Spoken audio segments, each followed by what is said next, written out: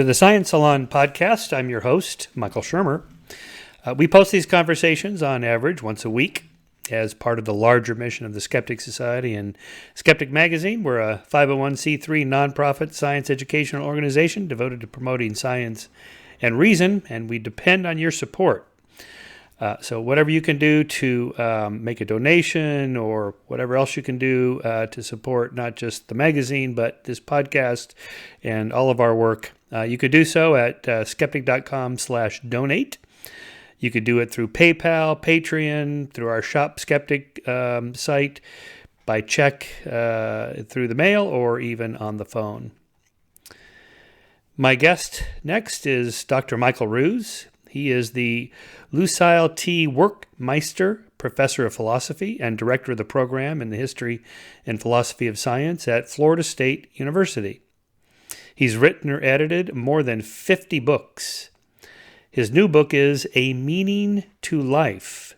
Not the meaning to life, but a meaning to life, which we discuss on the show, as well as a lot of other subjects, such as, for example, Dr. Ruse's early life growing up as a Quaker in England, and how this influenced his thinking about religion. Why he's a bulldog against creationists, but has a soft spot in his heart for religion. Why we should not read religious texts literally, but allegorically, and when we do, he feels there are great truths to be found, just as there is in great literature. His beef with the new atheists like Richard Dawkins and Daniel Dennett. How Darwinism is a religion. I find that rather unusual way to think of it, but he has a whole chapter in his book on Darwinism as a religion, as well as Darwinian existentialism. So I push him on what he means by existentialism, this whole business of existence precedes essence, and how in the world that could be Darwinian. Well, he explains how. How a naturalist can still find morals, values, and meaning in life through the laws of nature, particularly human and social nature.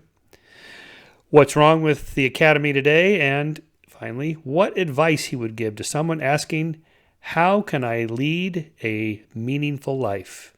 He gives, I think, a really good answer to that. So with that, I give you Dr. Michael Ruse.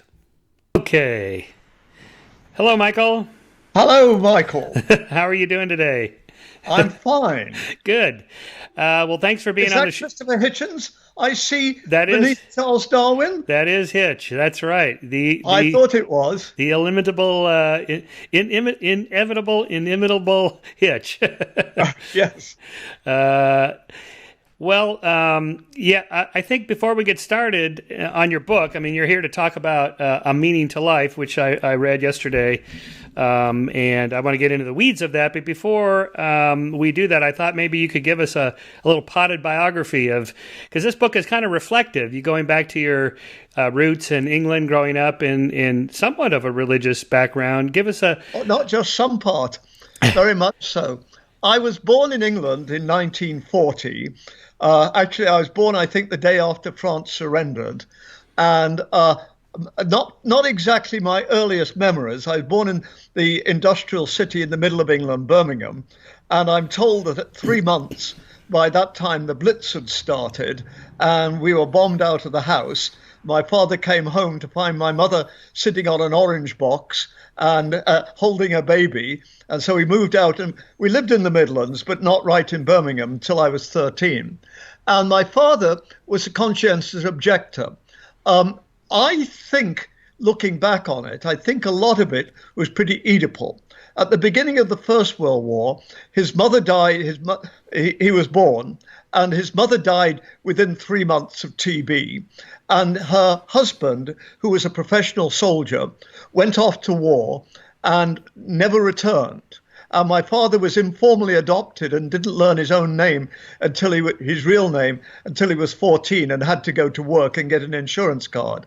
And I think my father became a conscientious objector in the Second World War, in big part because he was pissed off, understandably so, with his father from the First World War. Anyhow, what happened was, in fact, he wasn't a down tools, do nothing. He was he worked with Italian prisoners of war, which I do remember. But he and my mother joined the Religious Society of Friends, the Quakers, just after the war. And I grew up in a very intense Quaker environment, which I accepted completely. And so I grew up not in any sense a biblical literalist, but taking the Sermon on the Mount very seriously, as Quakers do. And I don't think the fact that I've been a teacher all my life is unconnected with that. I would find it very difficult, let's say, to be a bond salesman or something like that. And although, I'm quite happy to admit that we need people, who sell insurance. So that was one thing. It also, Quakerism has a very strong mystical aspect to it. They don't believe that God is someone who looks like me in a bedsheet. So there was always that. Because the other thing is, Quakers don't have any creed. And so you have to think it through for yourselves. And I like to joke that at the age of 20, I thought it through for myself and said, I don't think God exists. And that's about true. And I've been a non-believer ever since. I thought at 70, I'd want to get back on side with the big chap in the sky. But greatly to my surprise, I find that is not so. Funnily enough, I can see you wearing your little skeptic tag, just like, what is it? Trump wears his little United States of America tag. I hope you're doing more for the skeptics than he's doing for America. But I always like to talk of myself as a skeptic rather than agnostic, because so often agnostics are people who really don't care that much about the problem. My wife's an agnostic. My wife is totally indifferent to the God question. I mean, she doesn't know the relationship between Abraham and Isaac and isn't interested. Whereas I do know the relationship.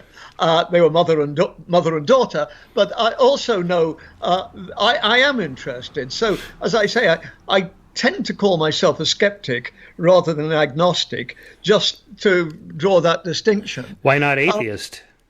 But as I say, having had that Quaker background of God as a sort of the unknown, unknowable at some sort of level, it wasn't as big a jump as if I'd been, say, obviously if I'd been a Jehovah's Witness, but I think even if I'd been a more conventional Catholic or Anglican, because then I would have believed in, if not in a God who looks like a Michelangelo painting, at least some sort of God of that nature. Whereas I say with Quakers, it's not that they don't believe in God, or at least in my generation, they're very sincere Christians, no question about that. But there was always, as I say, Quakers have always been very interested in mysticism. And Rufus Jones at Haverford College was a great inquirer, a historian and philosopher of mysticism. So I've always felt very comfortable with that. And so my motto in life has always been that of J.B.S. Haldane, that the world is not only queerer than we do think it is, but it's queerer than we can think it is. And I am very much an agnostic and not an atheist, in the sense that I just don't know. I mean, I think that there are things like quantum entanglement, where information on one side of the universe is immediately transferred to information on another side, which, that to me spells mind. That's information. And I don't know why that happens, but it does suggest to me that we live in a very strange world at which we're basically scratching. That doesn't mean, I think, that when I die, which at 78 is obviously not going to be that far in the future, but that I don't think that that means really and truly when I die, I'm going to find St. Peter saying, "Welcome, Michael, come on in. We've got the 80 virgins waiting." Oh no, that's another religion, isn't it? But if they aren't, I don't want to go to heaven. But you know what I mean. Actually, at my age, I'd much sooner sit down and have a cup of tea, I think, than a week in a harem. But that things do change, as Socrates pointed out. So as I say, I'm really very agnostic about the whole thing, but I am driven very much in my Quakerism by the need to serve, and also by the need to inquire. I don't think that knowing that you're never going to get there is any good reason not to try. So, and I joke, there are so many things about the Bible that rule my life. The parable of the talents, I think, has always been the most important thing in my life, that I was, to show off. I think I was given significant talents, not the least of which was living in England and then in Canada and then now in America. And I do feel that one has an obligation not to hide it in the ground, but to try to do something with it. Well, I'm preaching to the converted. So, well, let me read you something here. In the 1980s, mid 80s, I taught a course on the evolution creationism controversy, and I used your book for the class, Darwinism Defended: A Guide to the Evolution Controversies. And this is one of my favorite quotes of anybody who has taken on creationists. This is you. You know where I stand, of course, but let me be quite categorical. I believe creationism is wrong. Totally, utterly, and absolutely wrong. I would go further. There are degrees of being wrong. The creationists are at the bottom of the scale. They pull every trick in the book to justify their position. Indeed, at times they verge right over into downright dishonest. Scientific creationism is not just wrong, it is ludicrously implausible. It is a grotesque parody of human thought and a downright misuse of human intelligence. In short, to the believer, it is an insult to God. Holy crap, that is one hell of a statement. Now, so here's a question that a lot of us have had about you. You're like the bulldog defending evolution, like, Huxley. Why don't you have that same attitude toward religion in general? Why don't I have what? The same attitude, that same pit bull attitude toward religion in general. You focus on creationism, but that's just a subset. I mean, the thing about creationism is that they were certainly creationism of the time, and I think even also in intelligent design theory, I think they were trying to cross the boundaries. They were playing a political ploy to try to get creationism taught in schools. And the separation of church and state didn't allow that. So what they were trying to do was to argue that creationism is in fact scientific. So that's what I found really objectionable about creationism. I mean, I don't care what daft beliefs people have until it starts impinging on others. In the sense that, for instance, my family, my father's second wife, my stepmother, was deeply into the Rudolf Steiner movement, and they're strongly anti-vaccination. Now, I'm against that because I think it's dangerous to others. If you don't have a level of children in a school who are vaccinated, then you lay the whole school open to measles and that sort of thing. So, I mean, I'd be against that there.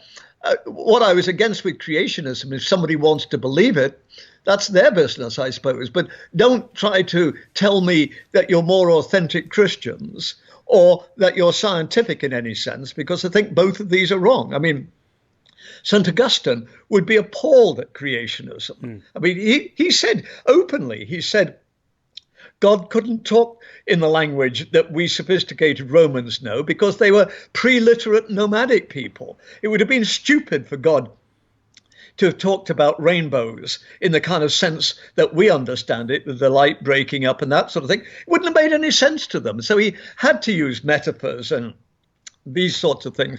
And basically, you see, this is where I stand so strongly on this, is that you take something like Noah's flood. I don't think Noah's flood is a story about rain or meteorology or geology at all, or shipbuilding. I think Noah's flood is mainly focuses on the bit that when you're in primary school, you're not allowed to read. God says, everything's going wrong. I'll clear the decks. I'll wipe it all out. And what does he do? He clears the decks. He wipes it all out except for Noah and family. And what do they do as soon as they get to dry land? Noah goes on a bender. He gets absolutely blind drunk. His kid comes in and laughs at him, and everybody, we're right back to where we started. Simplistic solutions to complex problems just don't work. And so I'm more than happy, for instance, to say that I think Noah's flood tells us very deep insight, profound insights about human nature, human predicament. But you've got to be grown up about this. And that's what gets to me. That's why I find it so offensive. if somebody says to me, for instance, if somebody says to me, I'm, we could talk about, say, something like capitalism, say, or medical care. Let's take medical care. I can see a reasoned argument for saying that there should be there should be profit-making businesses involved in medical care. If they can do it more cheaply and more efficiently and better than others, I've got no ideological stop to that, but I want to have a proper argument about it. I don't want to have an argument which, is just purely ideological or something like that. I think that there are places for people to disagree about things, and I'm perfectly comfortable with that. But I think you've got to draw certain lines. I mean, to give you a good example. Here's a good example. In Canada, there are laws against somebody getting up in a public place, let's say Trafalgar Square or the City Hall in Toronto, or someplace New York, let's say Times Square. There are laws against somebody getting up and saying, I think all Jews, all Yids are evil, that Hitler did a good thing, he just didn't go far enough. We should wipe them all out. Now, in Canada, you're not allowed to say that in public, whereas in America, you are, because, the constitutional affirmation of free speech. Now, I think there you've got, two perfectly reasonable positions which differ. And I think it's perfectly okay for people to argue about these, but come away with respect for the other side. I have great respect for both of those positions.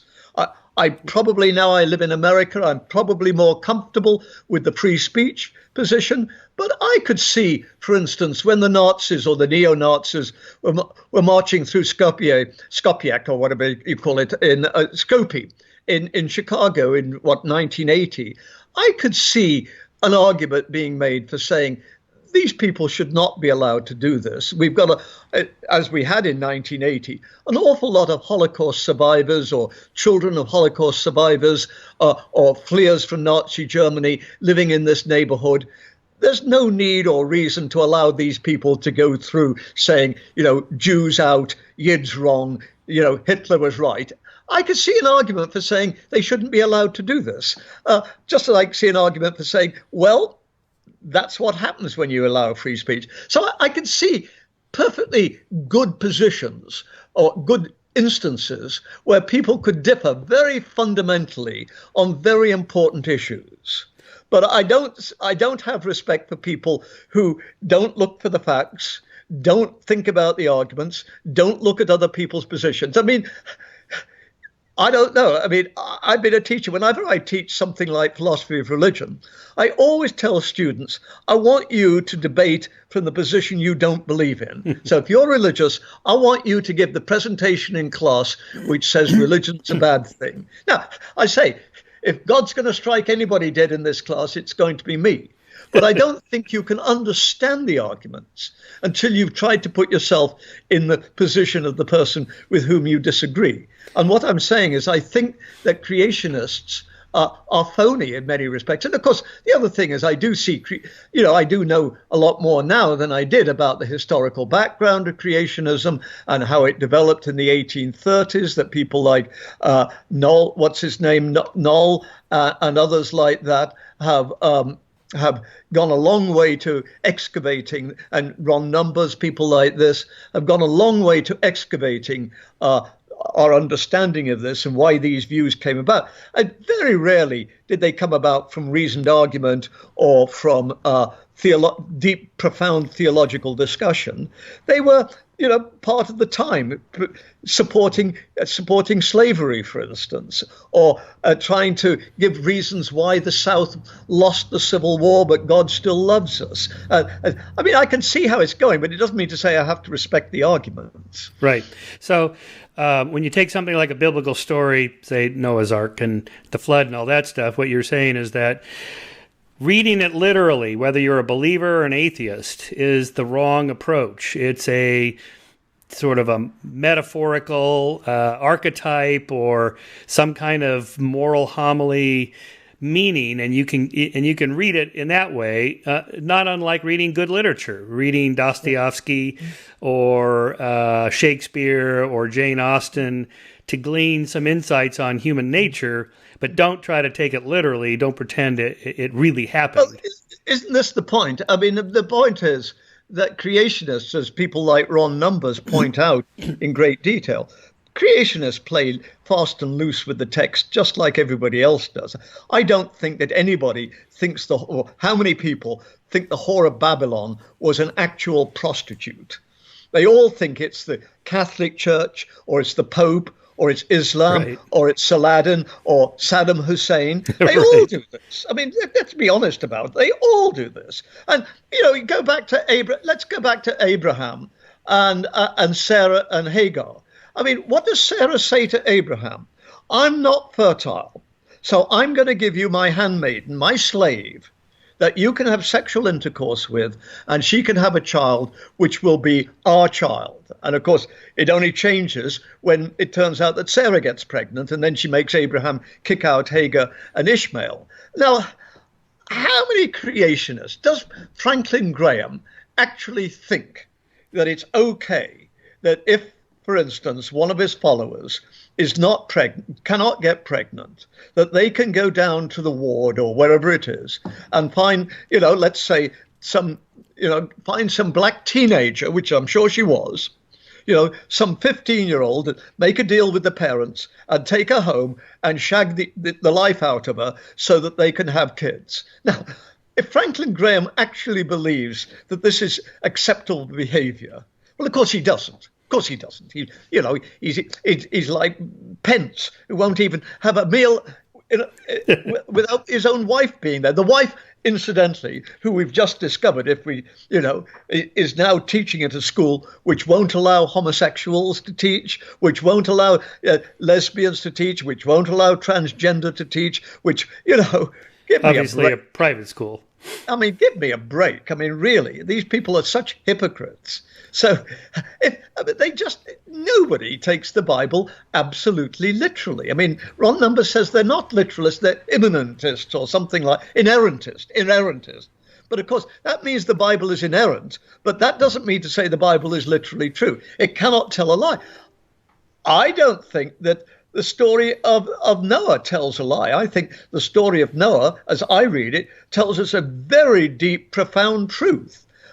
And just as a lot of great fiction does. I mean, anybody who reads, let's say, George Eliot knows perfectly well they're not just reading a story. You take something like Middlemarch, which is not, in fact, my favorite novel, but you take Middlemarch and all of the things which happen in Middlemarch. This wonderful girl, she marries this old man who turns out to be not the right person, but because of her goodness, after he dies, she flourishes. And Lidgett, the doctor, is too cowardly to have any guts about what he does. And, so Dorothea blossoms and Lidgett goes under. I mean George Eliot it's an incredibly powerful moral story that the good does not succeed, and that life's a lot more complicated than that. And I read George Eliot not just because it's a good story, but because it tells me deep truths about humankind.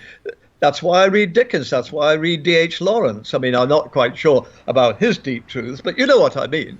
And it's true today. I mean, whether you're going to read Ian, what's his name, McEwan, or whether you're going to read the one, the Christian novelist that Obama so likes, you're not reading these things just for entertainment. You're leading them to learn things about the world, about yourself, and these things. And that's why I think poetry, poetry and literature and these things are so important. So I'm a great believer in the Bible, but I think it's the Bible taken properly. Metaphorically or mythically as a narrative. Not just yes, metaphorically, but I suppose that's a good way to put it. But yeah, I suppose, yes, allegorically, I think makes me feel more comfortable.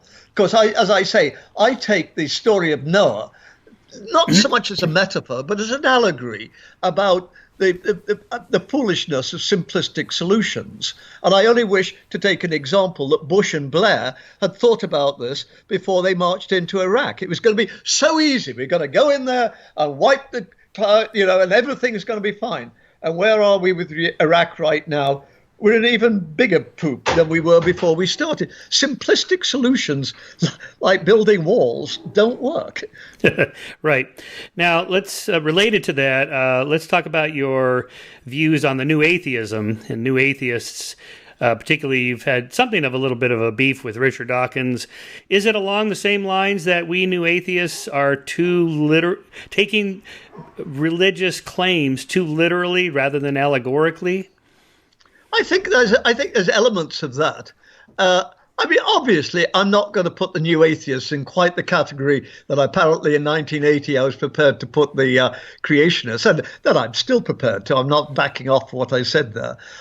So obviously, in many respects, I'm significantly closer to Dawkins, or certainly somebody like Dan Dennett, a fellow philosopher, than I ever was to Dwayne T. Gish or Henry Morris. Of course.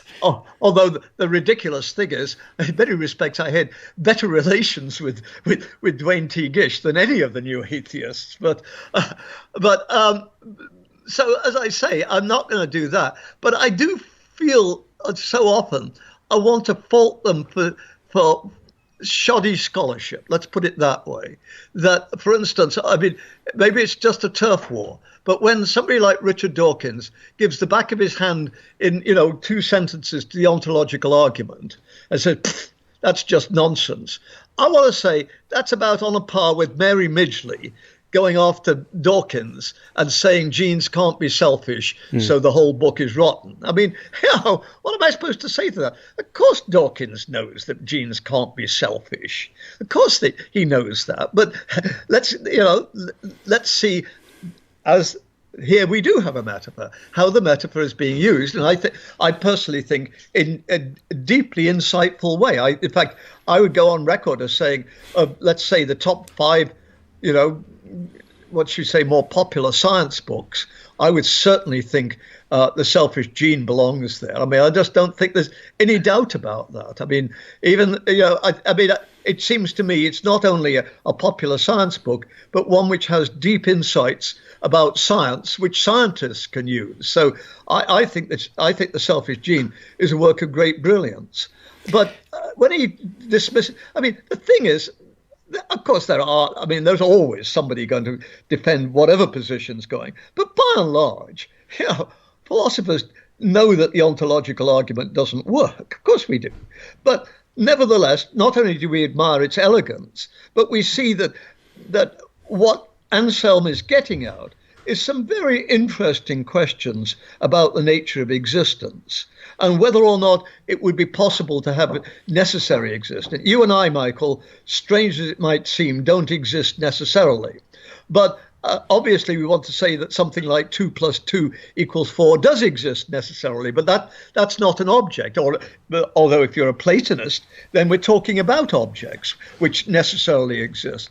So I think that this raises a lot of deep philosophical problems, which of course are problems that somebody like Aquinas is wrestling in.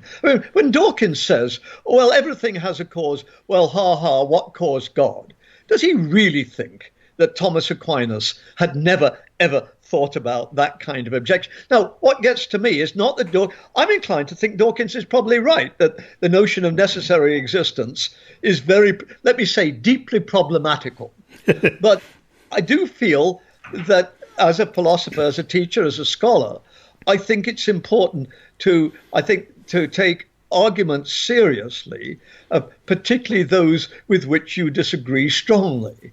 So in other words, to go back to my example, if I want to say I disagree strongly with the idea of the Nazis being allowed to march through Skopje on a Saturday afternoon in 1980, less so now, but 1980, when there still were quite a few Holocaust survivors and children of, and the Holocaust was in many respects much more vivid to people at a personal level.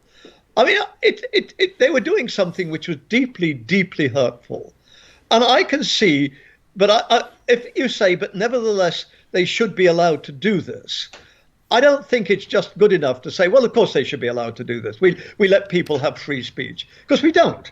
You're not allowed to yell fire in a crowded cinema. Everybody says you can't do that. And Michael, wait. Let's not get off too far off the track, because I want to push a little bit on somebody like Dan Dennett or Richard Dawkins. The sense a lot of us have is that you kind of harbor a soft spot in your heart for religion, not the creationists, but maybe your Quaker background, or like in your current book, you open by talking about what life was like for most of human history, which is, nasty, brutish, and short. And so people, it's a little bit what Dennett calls, belief in belief. You don't believe, but you believe that others need to believe because life is hard. Well, I do feel that. But if you notice in the book at one point, and I was reading it myself in proof, and I came across where I said, I now turn from religion with regret and relief. And I think that I'm rather proud of that statement. I turned from religion with either, whether I said regret and relief or relief and regret. And I think clearly there's something to that. When I was a Quaker, I mean, obviously at one level, the whole religious experience as a community experience is very important. One was mixing on a regular basis, at least once a week, usually more than once a week, with co-religionists, with people with whom one had a deep empathy that you didn't, with these people, you knew that building a wall between America and Mexico is inherently wrong and evil at some level. It doesn't mean to say you're going to be soft on immigration, but it does mean that there's something. Now, if you're dealing with your co-religionists, as opposed to dealing with people you meet at the country club, which my wife does, she plays tennis, so she belongs to a country club. She says, I have to tread, ever since Trump was elected, I have to tread so warily, because whereas previously we could just all of us have a comfortable discussion, now I know that at least half the people I'm going to meet, within 5 minutes, we're getting to forbidden territory.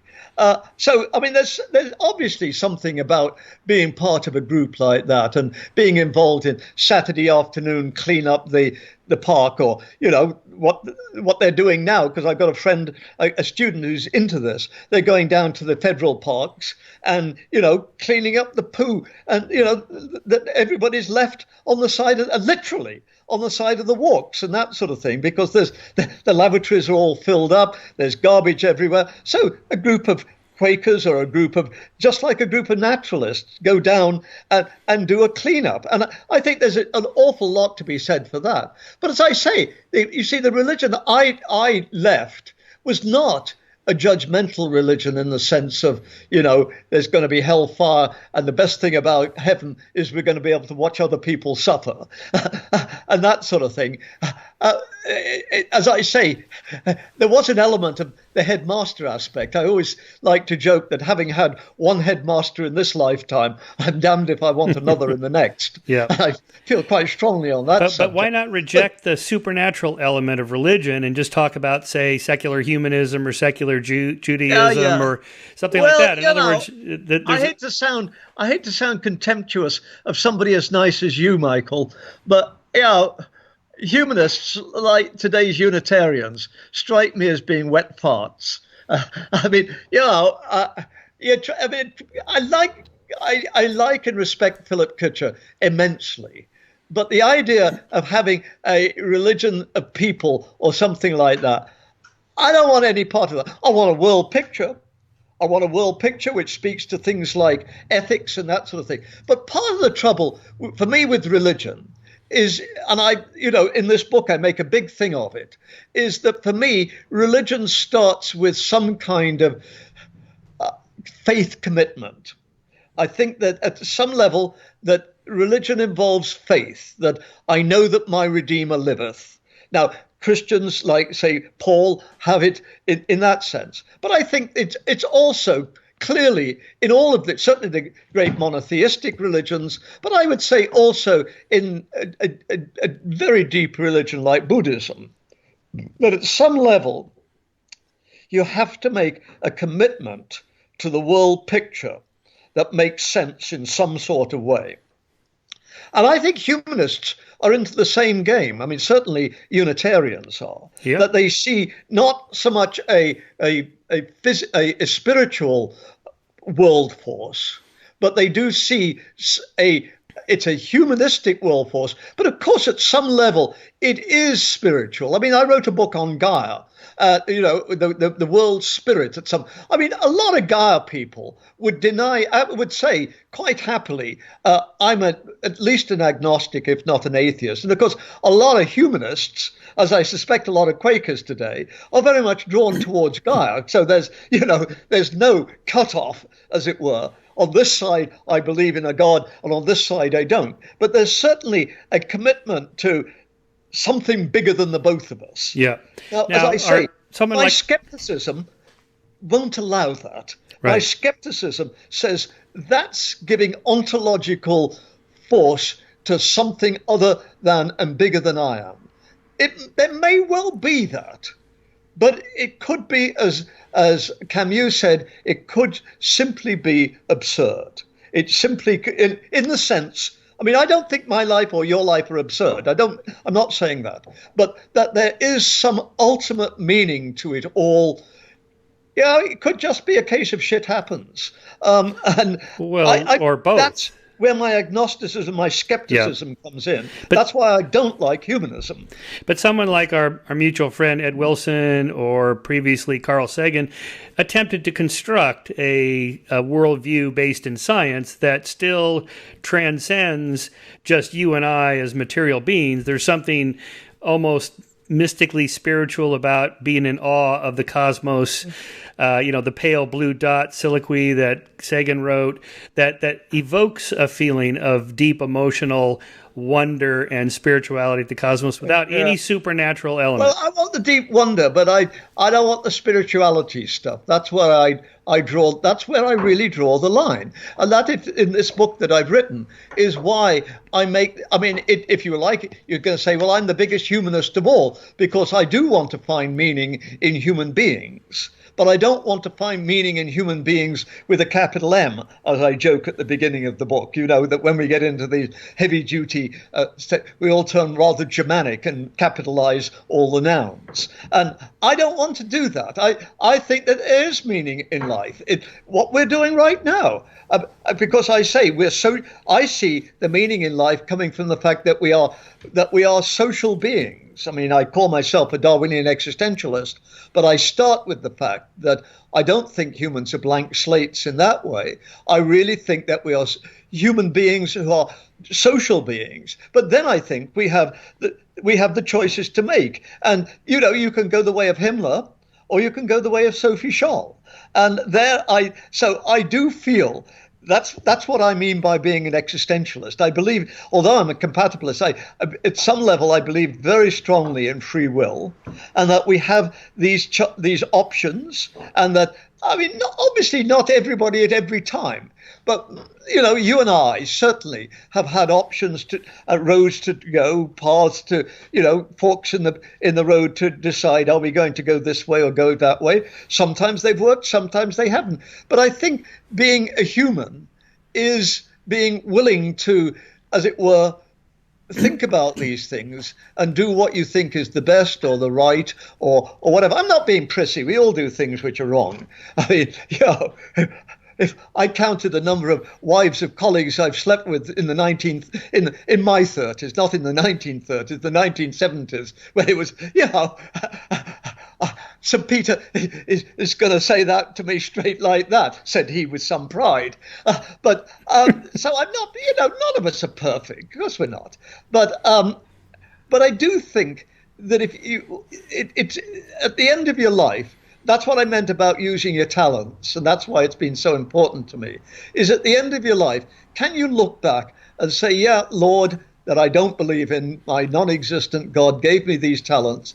Can I honestly turn now to my non-existent God and say, Lord, I really did try to do something with them. I mean, it didn't always work out. I did not end up at Harvard. I did not win a Nobel Prize. I didn't even win a MacArthur Award. But, I've not done too badly with what I had, and I think I've made a difference to a lot of young people and those sorts of things. And that's a good start. I mean, for instance, I've always focused my teaching, but particularly my undergraduate teaching, on first-year students, because that's when I had so much trouble going to university. And I've always felt that if I can, as it were, help students through that first year or 2 years of being away from home at university and make it easier, that's what being a human is about. One way to find meaning in life is to help others in a at least relatively non-selfish way. But the theist would just say that's not good enough. I need something external to the world to give it meaning, something objective, outside, an Archimedean point that we can lever meaning into our lives. What do you say to the believer that says, well, of course, I say I don't believe in the external anyway, and I've not had the kind of faith experience that somebody like, that some of the good Christians I know, who Arthur Peacock and people like that, people whom I admired immensely, have said, well, we had these experiences. John Hick, for instance, even C.S. Lewis, whose novels I can't find totally unreadable, but they've all had an experience which I've not had. And I've never been that keen on natural theology. As I say in my book, I was a Kierkegaardian before I'd ever heard of Denmark. So, natural theology has never had a big role in my life. And so, I mean, I enjoy it. Of course I do. I'm a philosopher, so I enjoy it. But it doesn't mean to say that I would ever believe in God because of the ontological argument or the argument from design or something like that. But of course, I think Aquinas would say, well, neither do I. So I'm on good grounds there. So I just don't have those sorts of things. But I'd also point out to the Christians the paradox that the way to get into heaven is not by trying to accumulate brownie points, as it were.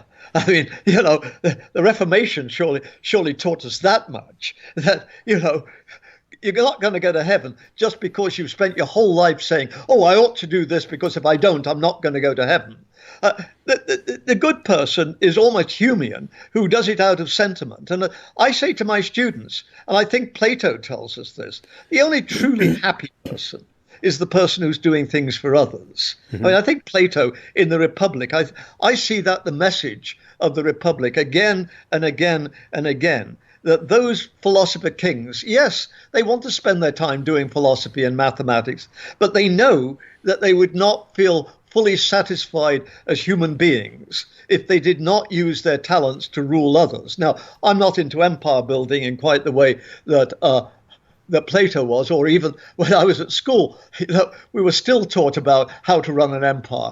But as I say, I do think that life is satisfying in its own right. If there's something else, well, so be it. But I think the worst thing that you can do is spend your life, as it were, trying to get on side with the big chap in the sky. I mean, that's to my way of thinking, that really is a truncated way of doing it. Quite apart from, my invariable dislike of so much of the organization of churches with their popes and their bishops and their, whatever it is, who are telling you how you should run your life and all of these sorts of things. I mean, give me a break. I mean, give me a break. I mean, think of how many good religious people have said to homosexuals, your desires are bad, your behavior's evil, God's going to hate you, you should try to change. I mean, we know that people can't change. And I think, dear God, thanks as much as anything to people like the much maligned Freud. I'm not a Freudian, but I've got a great admiration for Freud about that. We realize that's, people aren't like that. Yeah. And that there can be homosexuals who are bad people, and there can be those who are very good people. And their sexual orientation is not a way of deciding what they're going to be. We all know people who are gay. We've had teachers who are such nice people, so much fun to be around, so much fun. Not necessarily trying to seduce you all the time or anything like that, but just really nice people. I've certainly had heterosexuals, starting with my headmaster, who were not. Walk us through how you go from a materialist worldview with particles in motion, atoms and molecules, natural selection, neurons firing. It's also mechanical, to something like morals and values and meaning in life. This is Well, first of all, I'm not a materialist. I'm a naturalist, but Okay. I'm not a materialist. If anything, I'm a panpsychic dualist or something like that. Oh, I mean, okay. I really truly believe that mind and body are one in a Spinozistic sort of sense. I really think that attempts to, I mean, Dan Dennett trying to make some sense in thinking an epiphenomenon of what goes on at the mechanical level, or emergentism. I mean, emergentism seems to me, you put it together and then, hey presto, miracle, you've got thought. So I don't think that unless you start with thought in some sort of way, a consciousness or whatever it is, and I don't know what it is, but I think if you don't see that as inherent in everything, then you're off on the wrong foot. And I think, without saying that quantum mechanics proves consciousness exists independently, certainly quantum mechanics to me shows that Cartesian res extensa is not an adequate description of the way the world is. I mean, Descartes separates the two, and it just seems to me that quantum mechanics shows that the world isn't res extensa any more than it's Lucretian atoms. It just isn't.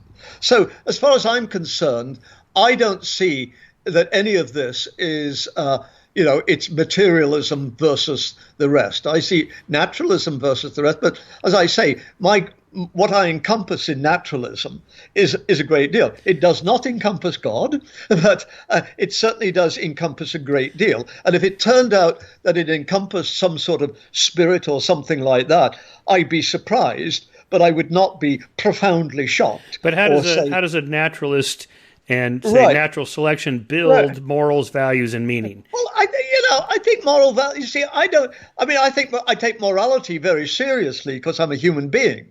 But I don't put morality on some kind of pedestal of something, which is either Platonic forms or God's will.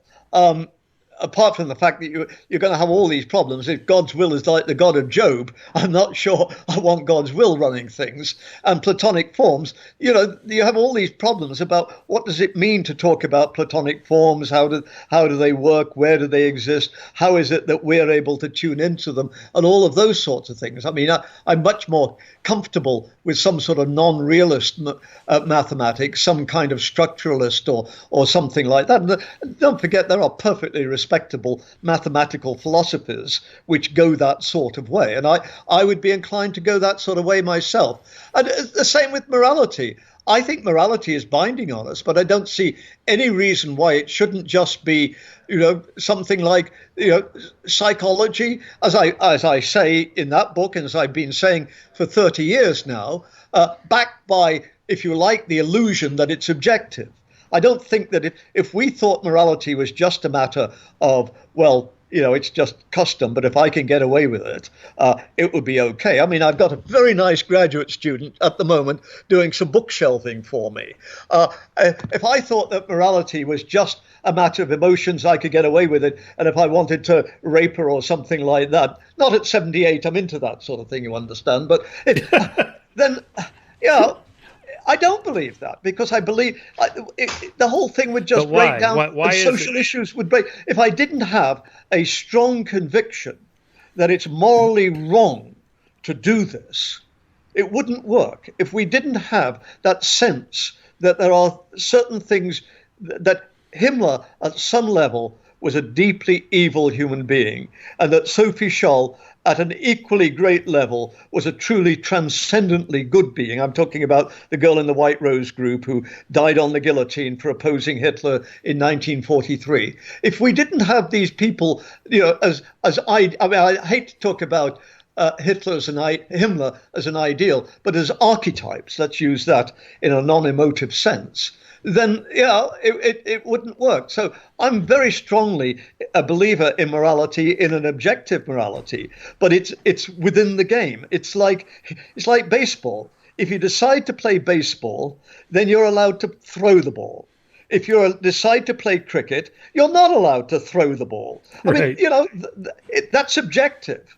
But, I suspect because you were not born in the right part of the world and all of these sorts of things, you probably prefer baseball to cricket. Well, that's the way it goes. I suspect that there are certain rules of reciprocation that you have to obey. And I suspect that if we've got social beings on Andromeda, and I very much doubt you're going to get intelligent beings without them in some sense being social, then they're going to obey certain rules of reciprocation, but they're not necessarily going to be ours. As Darwin said, if we've got ant-like things, then at this time of year, the highest moral duty of any female would be to kick you and me out of the hive and shut the door. So, I do think... So you're saying morals and values are kind of built into the laws of nature, at least human nature. And in that sense, they have a form of objectivity. But of course, the thing is, I've said also, and is this being soft on God? If I were a Christian, I would welcome my position. I just simply say what is natural, what Aquinas said, natural law theory.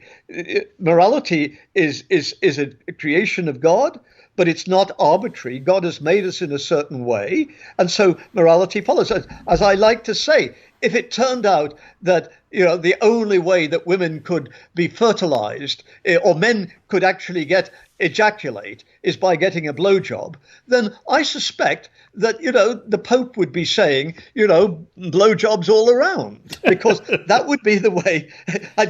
He'd be saying that, I'm sorry, I've got my graduate student there. She's just a young girl. I'm not sure I should be talking in this sort of term. Oh, she's taking notes, either to use when she gets home to her boyfriend or to show to the dean in the morning, either way. But anyhow. So, well, it's kind of a consequentialist argument, although you're arguing that it's not enough to be a moral calculator. You have to believe it yourself deep inside in order to signal to others that you really are a good moral person. And this is where the Darwinian process comes in, that natural selection built into us not only these consequentialist type calculations, but that other people could see if you're Machiavellian and you're just manipulating in a way that a psychopath would other people to get something, pretending to be moral, they'll glom onto that and catch the micro cues that you might give off. So you actually have to believe that this is the right thing to do and that's the wrong thing to do, and convey to others in your social group that that's the case. Yes, well, don't forget, most of morality is not about morality, but about how you deal with it. I mean, go back to the Nazis marching through Skopje. I think both sides who differ on this could be deeply moral people. Of course they are. Of course they're deeply moral people. But of course what they're differing about is not so much the morality, but issues like, well, what are the consequences going to be? Is it going to be so hurtful? I mean, if it turned out, for instance, that anybody who'd been a Holocaust survivor and who heard the Nazis marching through was 9 times out of 10 liable to commit suicide in the next 3 months because of the effect on that, I suspect just about all of us would want to ban those Nazis marching. Because, it's like, should I cut this person open? Well, if I'm trying to kill them, no. But if I'm a surgeon doing a heart transplant or a valve repair, yes. So much of this is on these things. I do think sometimes, though, sometimes you get to moral impasses. I mean, the classic one is, I'm a scientist with a knowledge that can hasten the end of the war. I get caught by the Germans. I'm in a prison camp. I know I can get out by bribing one of the guards with care packages chocolate. A utilitarian says there's no argument here. You're going to bribe one person, corrupt one person, but you're going to save 100,000. No argument. The Kantian, on the other hand, says, aha, but you're not treating that God as an end in himself. You're using him as a means. That is morally verboten. So what am I going to do? Well, I'd probably bribe the guard. But the thing is, I don't find it surprising, because I'm a naturalist, that sometimes the ultimate moral intuitions are simply not going to work. It's just like having, what should we say, sexual desires or things like that, adaptations. Sometimes the adaptations don't work. I see something which is illusory, and so I go towards it. If I didn't have such good eyesight, I wouldn't have done, and I would have survived. We know that adaptations aren't perfect. They're just, what do they say? It's not good enough to be fast. When the bear's chasing you, you've got to be faster than the chap next to you. Right. So the fact that sometimes, but most of the time, I'm not in a situation of having knowledge that will help the war effort, and I've not got to bribe the guard. I mean, most of the time, a student says, can you help me? You say, oh God, I want to go home, but the consequences of the student failing would be so bad, and also I should be treating the student as an end, not as a means. She's not just making money for me, but I've got to treat her as a human being. Most of the time, there's no clash between the Kantian and the utilitarian. Most of the time, we do not spend our days saying, oh my God, am I treating this person as an end in themselves? Right. And, we know that I hate graffiti on the walls. We know that we could end graffiti virtually overnight if we had, a week or two of public executions of graffiti artists. Right. But I think all of us would say the consequences of that would not outweigh, we'd be treating those graffiti artists as means to an end rather than end in themselves. Right. And so I think most of the time we don't have a lot of trouble with these sorts of things. Sometimes it breaks down, but I expect that. But most of the moral disagreements we have are not about morality, but about how we put that morality into place. And that, I think, is where people can be morally culpable when they simply ignore fact. Global warming is a classic case. Global warming is a classic case. They ignore the arguments because they're pig-headed, because they hate liberals, because they're making money out of coal or oil or something like that. And so that they're wrong for that reason, not because they're using bad arguments and they're not making the effort. Not because their arguments disagree with mine, but because they're not making the effort with their arguments to get at it. Sometimes there are real questions about what should we do? Is it better to do this than to do that? And obviously, sometimes a leader has to say, well, I'm just going to make an executive decision. And that's because sometimes, you choose not to choose. Mm-hmm. And it's more important to make a decision and get on with it, even if it turns out not to be the best one. So you're a compatibilist. If you were a determinist, could you find a way to still hold people morally culpable for their actions?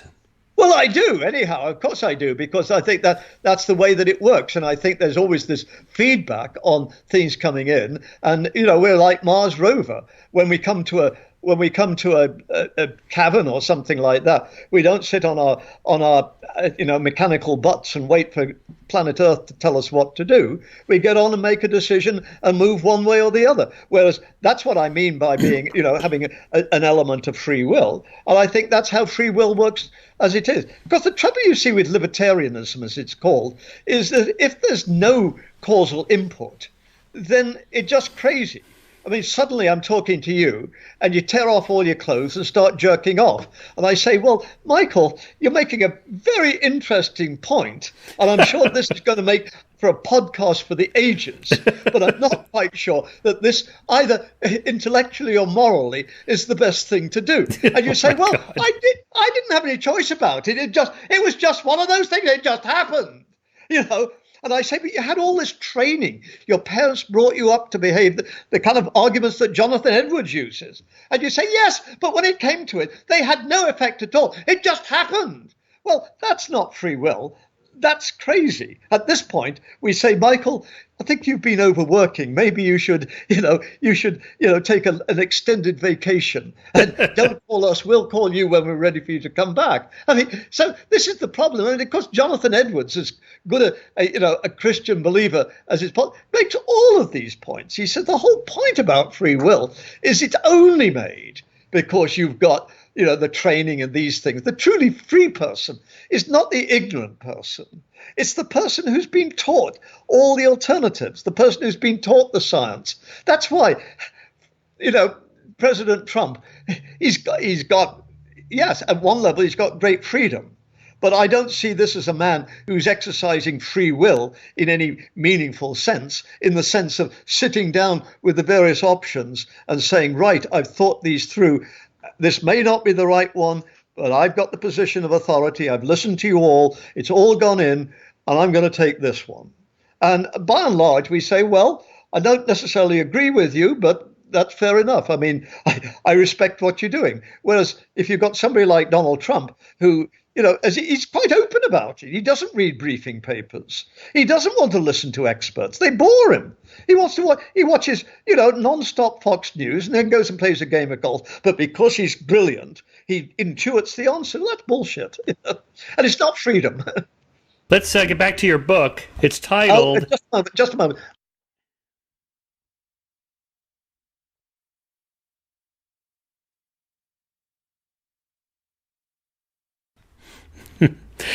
You've titled your book "A Meaning to Life," not "The Meaning to Life." By the way, I've not seen this. I've not got a copy like this. Oh, this is just the uncorrected bound galleys. This could be worth a lot of money, on ABE book or eBay or something like that. So why A meaning instead of the meaning? Don't mark it up too badly, or maybe with comments by Michael Shermer in the maybe that'll even up the price. The Origin of Species with comments by Thomas Henry Huxley in the margins. There we go. Okay. Well, we will aim for that lofty goal. So, a meaning to life, not the meaning to life. So obviously that's intentional. Well, I think my editor probably did that one for me. I just went along with it. A meaning to life. I suppose that's true. I suppose that is true. I'm trying to tell you what my meaning to life is. I'm not a Christian. I'm not a humanist. So I don't have an ultimate truth to tell you. As I say in the last chapter, I call myself a Darwinian existentialist. Yeah, what is that? Even though I do believe in human nature, I still think I'm an existentialist. So I think it's proper, therefore, in many respects. I think it's entirely right to call the book A Meaning to Life rather than The Meaning to Life, because it's A Meaning to Life is the way that my existence preceded my essence. And the essence I've made out of it, I think, comes out of my existence. I don't think Sartre was either. That's absolute nonsense to think that Sartre wasn't the quintessential, as I say, the quintessential Frenchman. I mean, anybody who says Sartre didn't start with a very strong nature and work from there is just nonsensical. But I do think, having had that, he expressed some very deep truths about the fact that we are free, we are autonomous, if you like, made in the image of God.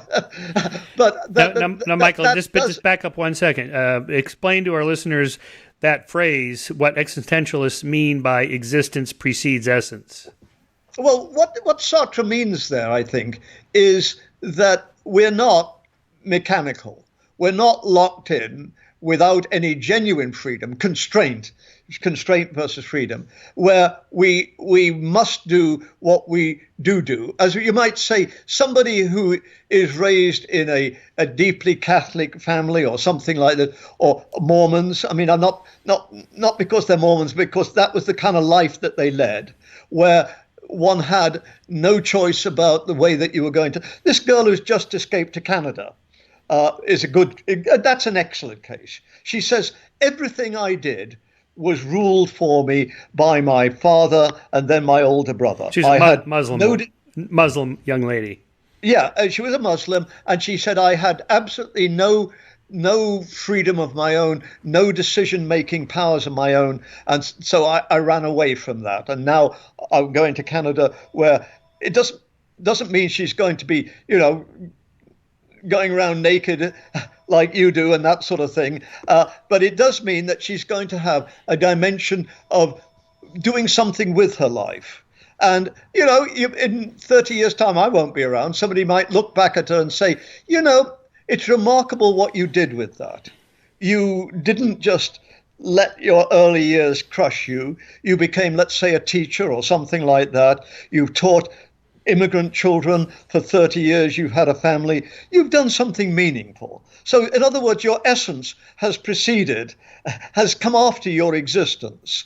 Whereas they might say, well, you basically didn't do anything you just lived off the backs of well-comers, you got married, had a couple of kids, but basically you really didn't do anything very much with, So I think that's what Sartre's talking about, is if you live in, as that girl was being destined, your existence, your essence would not succeed your existence. That in a case like that, your essence is your existence, is your essence. Whereas I think he wants to say that for most of us, or at least for people like him and me and you, we are born, we have our particular natures, and then, as it were, it's up to us to make of it what we are. And I was talking about this earlier, the use of our talents. That, as I like to say, I'm going to say to my non-existent God very shortly, well, God, I might not have done everything right, and I might not have pleased you, and I certainly didn't believe in you, but by God, you gave me the talents, and I did not dig in a hole in the ground and leave them. I worked with them very hard. I went to Canada, I got married, I raised 5 children who I think are worthy members of society. I taught for 50 odd years. I tried to explain my ideas. I've been enough of a public intellectual that I think it's really worthwhile to talk to somebody like you to pass these ideas on. I mean, sure, I'm burnishing my own halo, but I think we're talking about things that I'd like some people to sit back afterward and say, Ruse is so full of it, and that dreadful English accent. He thinks he's Prince Charles, but maybe he is. I'm not sure that would be a compliment. Nevertheless, there are a couple of points there. He turned from religion with relief and regret. Yeah, I know what he means by that. It's never, at least for most of us, it's never. I mean, I remember George Williams, the biologist, saying to me, the only good thing he learnt from the priest was where the front door was. He said, I discovered it and I walked out, and that was it. I like that.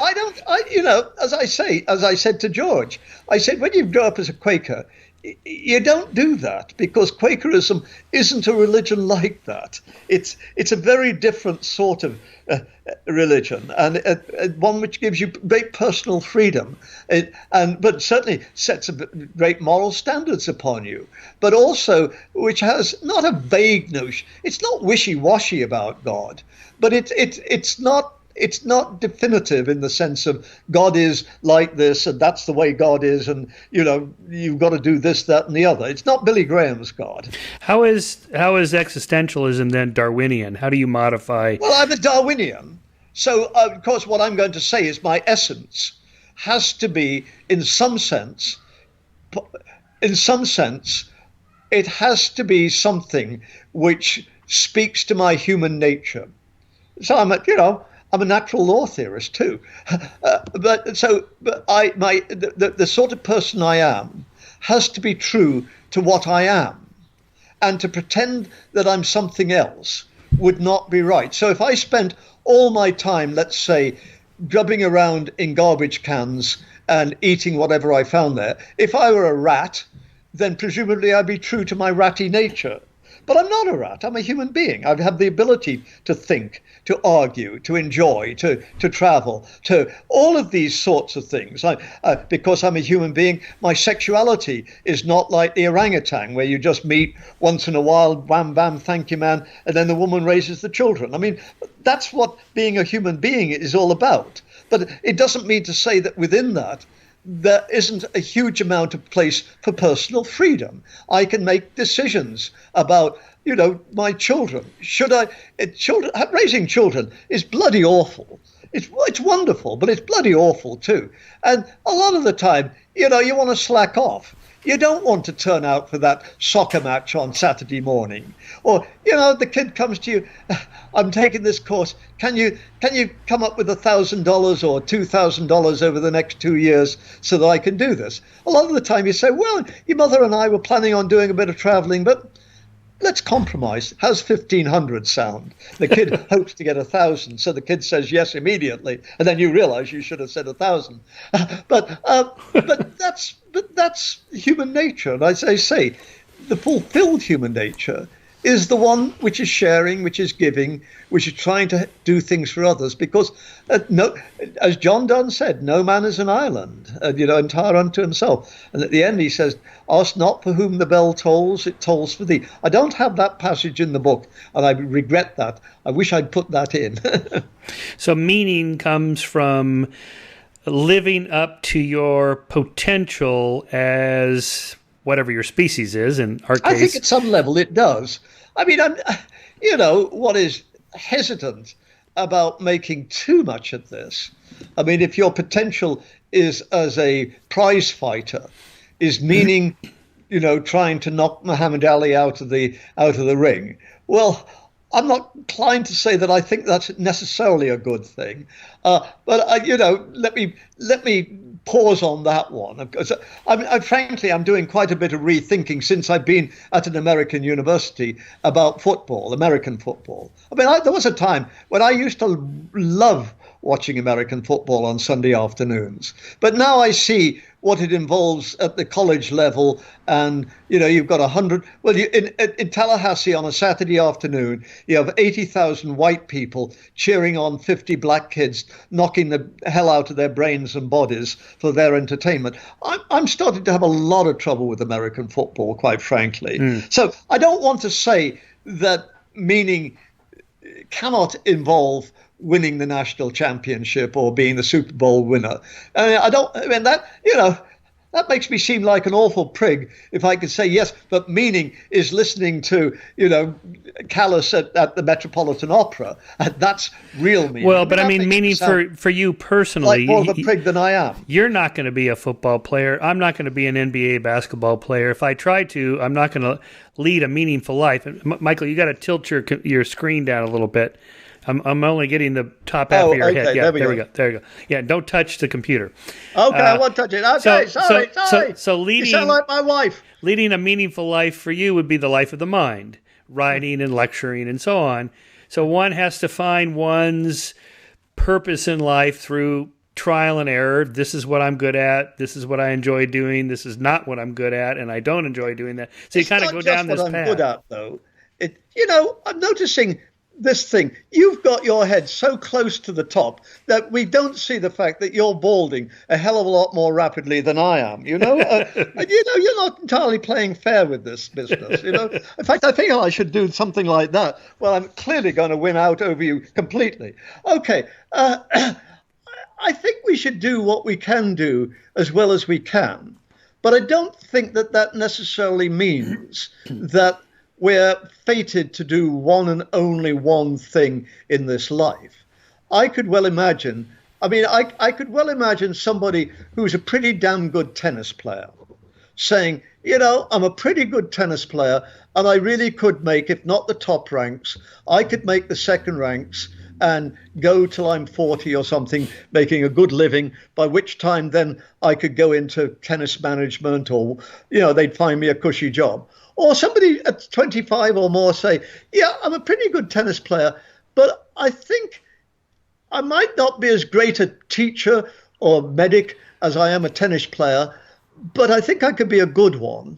And I think it would be, in many respects, a more satisfying life in some ultimate way if I did that. Now, I'm not saying you should. Please understand, I think each case has to be weighed on its merits. But I could well imagine somebody saying, I feel that that's what I should be doing because I could do that. And at some level, I think it would be more meaningful for me, certainly, as well as for others. But at some level, it would be more meaningful for me not to be spending my whole time trying to beat others. They're trying to beat me, so there's nothing personal at a certain level. But I would find it more satisfying to, as I say, to, let's say, be even a radio commentator, but certainly, say, a teacher or something like that. So I don't want to say that that's the whole point about existentialism, is you're not locked into, route A or route A, as you'd say, from the beginning, and you have no choice. The point is you have, if not A to Z or A to Z, you have a lot of choices. And you have to make of them what you can. And clearly some choices are going to be better than others. And obviously. And so, Well, you might find. let me come at it from a slightly broader perspective. Animal rights activists primarily object to factory farming, the ones that don't promote veganism, because the animals are not allowed to live out their physiological fulfillment or what they were destined to be. Chickens want to run around, and pigs need to have a free open space and mud. Cows need grass, and locking them in cages is immoral because they're not allowed to fulfill their destiny in that sense. Now, the modified version are these, what I call friendly farms, where we're still going to kill you and eat you at some point, but in the meantime, you get to at least fulfill your destiny of what you evolved to be. And that would be, is this an example of a Darwinian existentialism argument?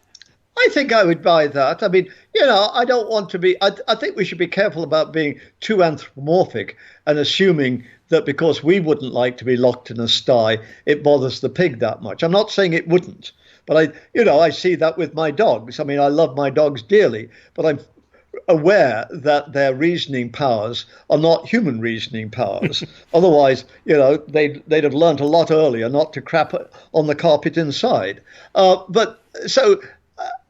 think we've got to be careful about that, to think that, chickens have a full existential awareness of where they are and those sorts of things. On the other hand, I think most of us would feel, I'd feel more comfortable if the chickens were allowed to range outside, if the pigs were given more freedom, that sort of thing. But I personally don't have any great worries about killing animals to eat them. I mean, I just don't think they have an awareness of death. They just exist for a certain time, and that's it. I don't think, do I sound more Christian than I should? I'm not sure that pigs have immortal souls. I mean, dogs do, but that's another matter. Right. I'm an Englishman, so of course I know that. There are days sometimes when I think even graduate students might, although other days I'm sure they don't. But so... Okay, see another graduate student leaving the house. You can see I like to make these jokes around them.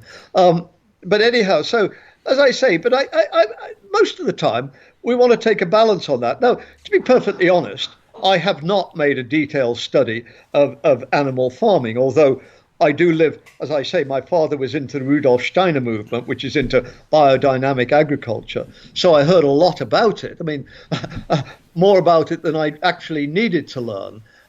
So, as I say, I'm a bit skeptical about, going too far on animal welfare. But at the same time, I'm certainly not skeptical about the way that so many animals are treated in, factory farms, because we see how so many humans are treated. So why not the animals? But what I'm getting at is a meaningful life for a horse might be, open plains that they can run.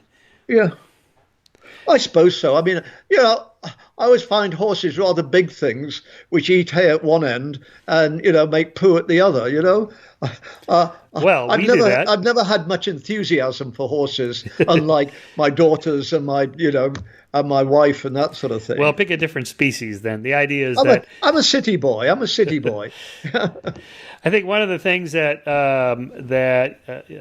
some atheist thinkers might object to in your book is your chapter, Darwinism as Religion. I mean, what do you mean by religion in that case? Well, that's what I mean. I was talking about humanism, where it's got meaning with a capital M. Okay. I mean, if you read that chapter, you'll see what I'm saying is what I've said elsewhere, that I think a lot of evolutionists, I don't just mean professional evolutionists, look upon evolution as part of the progressive nature of life. And that morally, therefore, our obligations are to keep life going, and the better life there is, which is humans, that's more to be cherished and looked after and forwarded. Ed Wilson is quite open about this. He says, I'm an evolutionary humanist. I mean, he says quite openly, and therefore he says that morally, what we ought to do is look after humans and do the best we can. So when Ed's talking about biodiversity, say in the Amazon, essentially, he's not talking, as we were just a couple of minutes ago, about the well-being of the trees and plants in the Amazon. He's talking about their well-being as they relate to us. And he's quite open that maybe there's all sorts of drugs that we could use which are there in the indigenous plants and that sort of thing. And it'd just be foolish to let them all go extinct, because we're only harming ourselves in the future. But Ed's is a totally humanocentric perspective that he's got. And that's what I mean by religion, is that here we've got this metaphysical commitment to progress, which, as far as I can make out, in many respects goes clearly against the Darwinian system, because the Darwinian system is relative and says that even a weedy little runt like you may well have more kids than, Tom, what's his name, who's the quarterback for Tom Brady, the quarterback for the Patriots. So because you play what do they call it, the sneaky fucker strategy, while Tom Brady's out playing football on a Sunday afternoon, you're seducing his wife and children. It's good for you. I'm a thinker. I'm not interested in your body. I know that. We all know that kind of. We've all played that one, I might tell you, Michael Sherman. Okay. But anyhow, so all right. So as I say, this isn't in the book. I don't remember this in the book. Necessarily progressive. But I do think an awful lot of them, like Ed Wilson, like Julian Huxley, like Steven Pinker, believe in progress and believe that the whole thing is progressive. Not inevitably so, but not just inevitably as much as so. God loves you. But the progress is not inevitable. It's not built into the system. It's something we make happen. So it's not. I don't think it is built into the system. I don't think God loves you is built into the system. But of course, religious people do. Ed Wilson thinks it's built into the system that there's progress up to humans and that our moral obligations stem from that. Just as your good Christian thinks it's built into the system that God created the earth, that he cares for it providentially, and that we ought to do what God wants us to do. So in other words, I know that putting your dick up somebody's backside is morally wrong, because that's not what God wants us to do. Right. It's just as much. So what you mean by religion is this belief that these things are built into the system. There's a certain determinism in the universe to go a certain way. That's what you would call religion. Well, maybe so, but I've always thought that you're religious. Well, I'm asking you. I mean, this is one of the reasons why I have far more trouble when I'm invited to humanist or skeptic societies. I cheese people off a hell of a lot more than when my good Christians invite me to their conferences. I mean, why is that? They nod, because so much of what I say is music to their ears.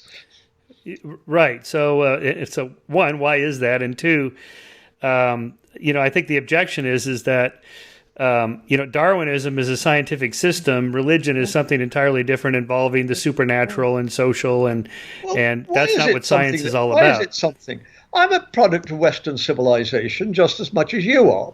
And most of Western civilization was not Darwinism, it was Christianity. And it was worked through by a lot of very, very clever people. I mean, people like Descartes or Aquinas or St. Augustine. I mean, these are, as I like to say, these are mega minds. This is one of the reasons why I'm always, if I were putting together a philosophy department, a philosophy program, I'd have at least half of it the history of philosophy, because I think this is where we really engage with these people. All of them, including Kant, they're all Christians. But it doesn't mean to say they don't have deep insights into the nature of reality, into the way that things work. As I say, in many respects, I'm a natural law theorist. I really am. I think morality is a function of the way that we are. Because Darwin thought that exactly. By nature, you mean? I don't think morality is something transcendent laid on us like that, and here we are, and here's morality. I think morality is part of being a human being. Now, I don't think that I think it was produced by evolution. I don't think this is a metaphysical claim. I take this to be a scientific claim. But if somebody wants to say, I want to put this in a God context, I can't stop them. I'm not going to stop them. But I am going to say, I don't think we're necessarily talking at loggerheads here. Yeah. Well, I've got you because you've studied evolutionary theory your whole career. What is your opinion on multi-level selectionism or group selection versus just You good know old. perfectly well what my opinion is of it. I regard group selection rather as I regard you humanists. I don't like it. In fact, of course, the interesting thing is so many humanists, the very nice people I meet in Institute on Religion and Age of Science, all those Unitarians, they're all into some sort of holistic group selection perspective on life. Because it's warmer I'm and not. kinder and fuzzier than selfish genes. They all rear away in horror from selfish genes because they are with Mary Midgley. They think selfish genes means selfish people, whereas they think that group selection means group people. People like Elliot Sober and his co-author. They're David all into Sloan Wilson. this sort of thing. But of course, in many respects, it's totally phony because the biggest holists of the 20th century were not the group selectionists. They were the National Socialists. Einreich, Einfolk, Einführer. You can't get much more holistic than that. And of course, the historians like Anne Harrington have traced it right back to good, philosophical holism of Hegel and others in the 19th century. So I take, I'm not against holism. I think if you're going to do ecology, for instance, then you've obviously got to consider all the different variables. Of course you have. But I don't think holism in itself is somehow spiritually better than reductionism, which, I hear this from my good liberal Christian Unitarian friends all the time. And humanists are given to that. Oh, it's okay. But what we've got to do is, dear God, my wife even buys holistic dog food. What the hell does one mean by holistic dog food?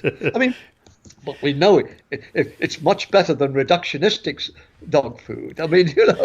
So given your nobody's going to say, this is the best reductionistic chemical-made dog food that you could possibly. Oh no, but holistic. That's like cornflakes. Given your attitudes about religion, and the fact that the fastest rising group are the nuns, the people that tick the box for no religious affiliation. Probably millennials are about a third don't believe in God, or at least they're not affiliated with religion. It looks like religion's on the decline around the world. Can you see a time when you could extrapolate the curves out? And would that worry you? I'm glad to hear your confidence. You obviously don't live in Florida. You don't live in the American That's true. South. I'm in California. I swear to God, Michael. It's unbelievable the number of churches we've got in this town, and we're what they call us we're a blue city in a red state. But we've got so many churches around us. It's amazing. And they seem to be full on Sundays. I drive my dogs up to the park and they're all, I check the local Baptist church, the local Methodist church, the Catholic church just down the road. They're jam packed. So don't tell me that religion is on the decline, as it were. Yeah, in certain circles, the circles that Jerry Coyne mixes in, presumably religion is on the decline, amongst Chicago professors. But I'm not convinced at all that it's on the decline generally. It has, of course it has been. In Canada, the number of churchgoers since 1950 to now has dropped like a stone, particularly in places like Quebec, where the church had such a tremendous hold on the population until 1960. So, yeah, there has been a decline in many respects. But I'm not. I think more creationism being taught in American schools than ever before, thanks to the charter system. If you've read the articles about why the Los Angeles teachers are on strike, one of the good reasons is there's so many charter schools taking the money away from the public school system that the public school system can't survive. And of course, the trouble is the charter schools take away the middle class kids whose parents are going to turn up on Saturday mornings and hold bake sales and that sort of thing. And I think, so I'm not at all convinced that that these simplistic statements like religion is on the decline. Yes, it has been. But I'm not convinced, certainly in America, where we've got, 40% of Americans support Trump, whatever he does. The worst man who has ever occupied the White House, and I'm not forgetting Richard Nixon. The worst man ever to occupy the White House. Certainly the most inadequate man to occupy the White House. And yet we got 40% of Americans support him. Most of these are evangelical Christians. They're evangelical Christians who, what are they? He's like King Cyrus. He was an evil man in the Bible, but he was God's agent to do good, to free the Israelites from captivity. So I think it'd be very dangerous to underestimate the influence of religion in our society, but societies generally today. Yeah. And I think simple head counts are not necessarily the way to go, because we all know that when Castro invaded Cuba, most people were not with Castro, but he won. As an educator for your whole career, you've probably been aware of the recent campus uprisings and protests and microaggressions and safe spaces and trigger warnings do you sense something's different in the academy now than, say, 20 years ago or 30 years ago? Well, one's certainly conscious of it in universities, starting with the proliferation of administration, and there you can actually do a head count, can't you? And I mean, we see it we see it across campuses generally, the decline in percentage of tenure track or tenured faculty, and the huge rise in the number of adjuncts, or as in a place like ours, we get on all these grad students on assistantships, and our grad students do pretty much all of our first year undergraduate teaching. I remember 5 years ago, they did a survey. I was the only faculty member, either tenured or tenure track, who was teaching first year undergraduates. And I do it because that's my mission in life. That's what I want to do. So I always deliberately seek out to teach first year undergraduates, but most were not doing this. So we know this has happened. And, recently we've got this Center for Teaching Advancement on campus, which puts out this banal bullshit about when you should give grades to your students and how you should talk. I mean, the most banal stuff. And they're hiring new members of the group. And, so I see an awful lot of that. To get, and at the end of last term, we all got this mandatory fill out sexual harassment thing. Well, one of the things was a girl comes into class and she got a black eye, or your secretary, she's got a black eye. Well, it turns out you're not supposed to ask her how she got the black eye. You're supposed to say, "Are you okay?" Well, no teacher. I'm not going to say right in front of the class, "Oh my God, you've got a shiner. Did your boyfriend give you, whack you?" Of course, I'm not going to do that. But I'm certainly going to take concern about my students and worry about them and that sort of thing. I had one student, it was never told to me what was wrong with her, but for a couple of weeks she was out of class. And I think pretty clearly she was having a nervous breakdown. Well, I didn't confront her about, did you have a nervous breakdown? But I was very conscious of that. And I certainly worked with her as though that were the case. And she was very comfortable with the fact that I said, look, this is no big deal. I've gone through it. My first semester was really rough. So what we're going to do, and she ended up getting an A, and she earned it. She earned it.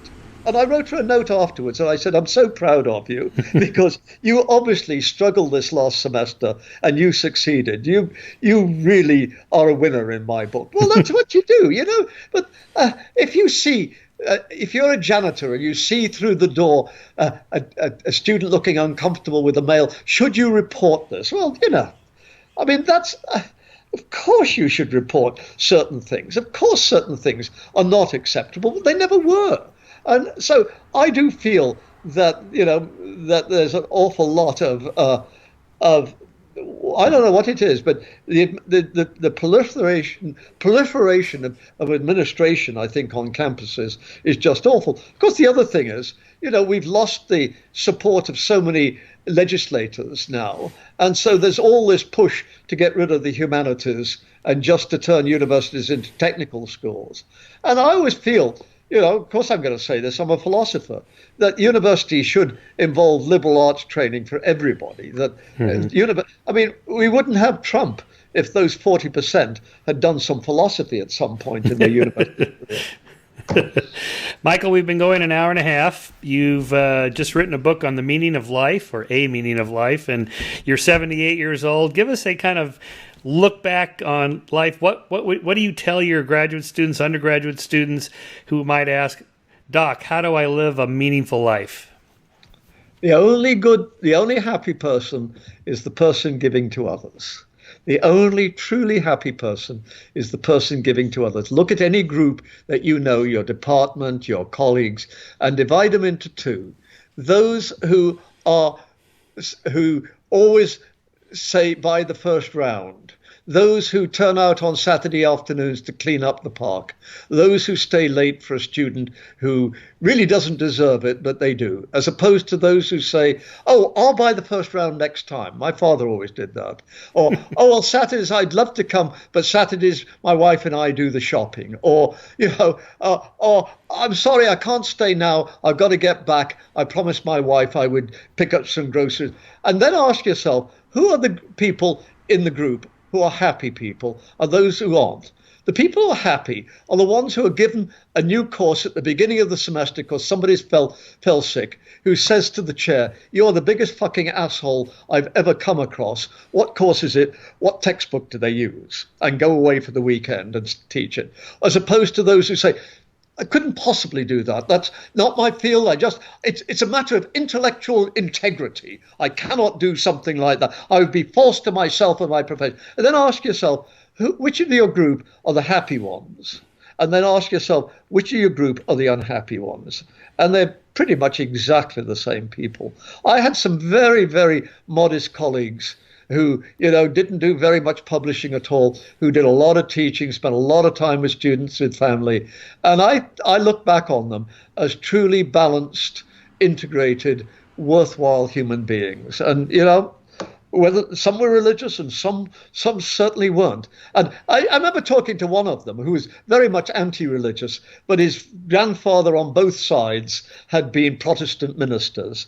And I remember laughing at him and saying, Bill, you are so much like what your grandfathers must have been. It makes me laugh. I'm sure both of your grandfathers were the kind of pastors who were always there when somebody, needed a little bit of help. There was always a little money for the coal or for the clothing.